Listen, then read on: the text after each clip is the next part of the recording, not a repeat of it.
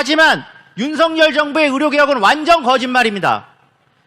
첫 번째로 윤석열 정부가 전공이 나가자마자 비대면 진료라는 거를 지금 전면 허용했습니다. 보건의료단체연합의 정책위원장으로 있고 지금 현직으로 의사생활을 하고 있는 정영준이라고 합니다. 반갑습니다.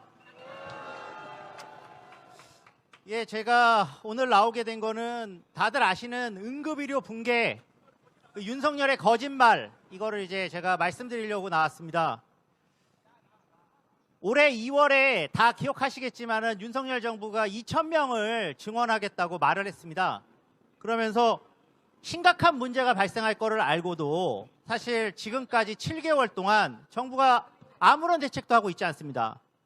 그 이유는 뭐냐? 먼저 그 이유가 뭔지를 제가 간단하게 말씀을 드리면 윤석열 정부는 실제로 의사를 늘리는 것이 목적이 아니라 의사 증언에 반발하는 의사들을 때려잡아가지고 전공의를 때려잡아서 그걸로 정치적 이익만 얻으려고 했기 때문입니다. 여러분, 윤석열 정부가 국민의 목소리를 듣지 않은 거는 한두 가지가 아니지만 이번 정부가 일으킨 의료대란은 다들 아시겠지만은 국민의 목숨이 걸려 있습니다.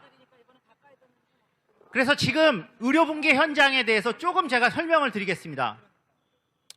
다 아시는 내용이지만 전공의들이 병원을 이탈하면서 응급실, 중환자실 등 모든 의료기관에, 특히나 상급 종합병원이라 불리는 대형 병원에 의사 노동이 부족합니다. 근데 윤석열 정부가 내놓은 대안은 다들 최근에 뉴스 보셔서 아셨죠? 경증 환자는 응급실에 오지 말라고 본인 부담금을 무려 90%나 올리겠다고 합니다. 저희가 응급실을 갈 때 경증인지 중증인지 어떻게 합니까? 응급실에 가는 경우는 본인이 다 위급하다고 느끼기 때문에 가는 것이죠. 만약에 이렇게 본인 부담금을 올리게 되면 대부분의 서민들은 의료비 걱정 때문에 응급실을 못 가고 부자들은 돈 걱정이 없기 때문에 응급실 가는 것이 아니겠습니까? 그럼 부자들은 응급실 이용을 마음대로 하고 대부분의 서민들은 응급실 이용을 하지 말라는 것이, 이것이 윤석열 정부가 말하는 응급실 대책입니다. 그리고 지금 문제는 돈벌이가 되지 않는 응급시설이나 중환자 시설을 방치한 사실 민간의료 공급 체계 때문입니다. 다들 들어서 아시겠지만 한국은 민간의료기관이 대부분입니다. 95%가 민간의료기관입니다. 지금 이 민간의료기관들이 그동안 돈벌이에 연연해서 사실 중요한 중환자실이나 응급실에 그동안도 투자를 하지 않았습니다. 근데 지금 전공의가 이렇게 빠져나간 상황에서 당연히 정부는 대형 병원이나 민간병원, 재벌병원들의 어떤 조치를 해야 됩니까? 경증 환자를 주로 보게 되는 외래나 아니면 정규수술이나 아니면 중요하지 않은 검사를 줄이라고 말을 했어야 됩니다. 하지만 지금 제가 확인해 본 바 대형 병원들은 돈벌이가 되는 것들은 아직까지 포기하고 있지 않고 돈벌이가 안 되는 중환자실이나 응급실에 있는 인력들만 지금 제대로 보충하고 있지 않습니다. 여러분, 윤석열 정부가 소위 의료개혁이라고 말을 하면서 대형 병원이나 지금 뭐 건강보험 체계나 이런 것들에 대해서는 하나도 언급하지 않고 오로지 이 문제를 국민들이 이용을 자제해야 된다는 것으로 지금 몰아가고 있는 것입니다. 그리고 윤석열 정부가 이번 기회에 하려고 하는 진짜 무시무시한 것들이 많이 있습니다. 전공의가 나가고 나니까 윤석열 정부가 걸핏하면 의료개혁을 이야기하고 있습니다. 여러분, 의료개혁이라고 하니까 대단한 걸 하는 것처럼 느껴지시죠? 하지만 윤석열 정부의 의료개혁은 완전 거짓말입니다. 첫 번째로 윤석열 정부가 전공이 나가자마자 비대면 진료라는 거를 지금 전면 허용했습니다. 뭐 비대면 진료 할 수 있죠.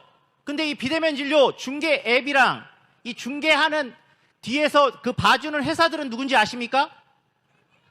대기업입니다. 재벌입니다. 민간보험사입니다. 투기 세력들입니다. 만약에 이것이 국민들을 위해서 하는 비대면 진료라고 하면 국민건강보험공단이나 보건복지부가 공적인 앱을 만들고 공적 서비스로 제공하면 되는 거 아니겠습니까, 여러분? 그리고 이번에 의료대란이 되니까 의료개혁 특별위원회라는 걸 만들었습니다.